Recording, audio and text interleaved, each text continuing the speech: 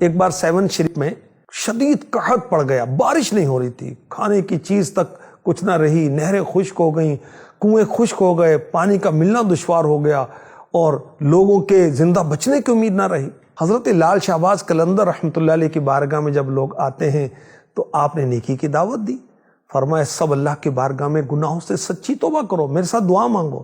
لوگوں نے فوراً گناہوں سے اللہ کی بارگاہ میں توبہ کی، استغفار کی، تو آپ نے دعا کے لیے ہاتھ پھیلائے اور بارش کی دعا کی، خوشحالی کی دعا کی۔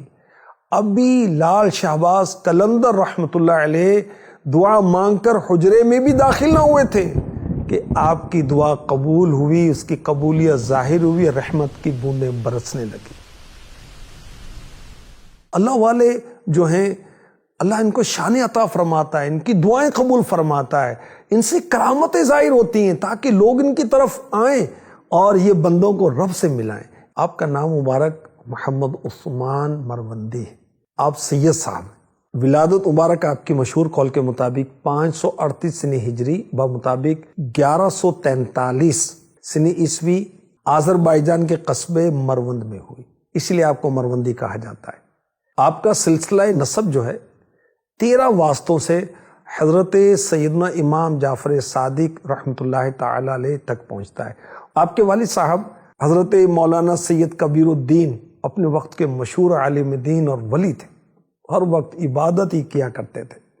حضرت لال شہباز قلندر رحمۃ اللہ تعالی علیہ کی والدہ یہ بھی بہت نیک عبادت گزار تھیں، قناعت پسند تھی، جود و سخا کی صفت رکھنے والی تھیں۔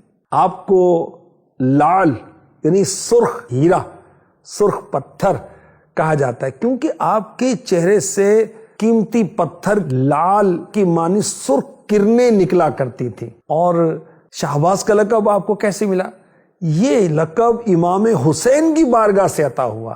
ایک رات آپ کے والد حضرت سیدنا کبیر الدین رحمۃ اللہ تعالی علیہ امام حسین رضی اللہ عنہ کی زیارت سے مشرف ہوئے۔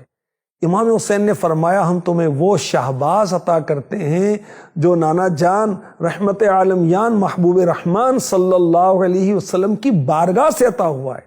اس بشارت کے بعد حضرت لال شہباز قلندر کی ولادت ہوئی اور ولایت کے اعلیٰ مراتب آپ نے طے کیے۔ آپ کو مادر زاد ولی کہا جاتا ہے اور 6 برس کی عمر میں آپ نے دین کے مسائل، نماز، روزہ، طہارت کے ضروری مسائل بھی سیکھ لیے تھے۔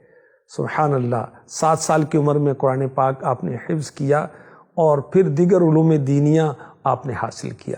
فارسی زبان میں، عربی زبان میں آپ بڑے ماہر تھے۔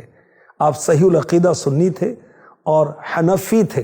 ساری زندگی آپ نے اہل سنت کے بڑے بڑے علماء مشائخ کے ساتھ نشست و برخاست رکھی۔ حضرت لال شہباز قلندر رحمۃ اللہ علیہ پیران پیر، پیر دستگیر شیخ عبد القادر جیلانی رحمۃ اللہ تعالی علیہ سے بہت عقیدت رکھتے تھے۔ آپ کے مزار پر بھی حاضر ہوئے، وہاں جا کر مراقبہ کیا تو غوث پاک کی زیارت ہوئی۔ غوث پاک نے فرمایا عثمان مکہ معظمہ چلے جاؤ، اللہ پاک کے گھر کی زیارت کرو۔ 21 شعبان 673 سنہ ہجری میں آپ نے دنیا سے پردہ فرمایا۔ جس جگہ آپ نے وصال فرمایا وہیں آپ کا روضہ مبارک بنایا گیا، مزار بنایا گیا۔ سب سے پہلے سلطان فیروز تغلق کے زمانے میں آپ کا مزار بنا اور پھر جتنے بھی حکمران، سلاطین اور امراء مزار پر حاضر ہوتے تو اس کی زیب و زینت میں حصہ ڈالتے۔ سبحان اللہ، اللہ پاک کی ان پر رحمت ہو اور ان کے صدقے ہماری بے حساب مغفرت ہو، آمین۔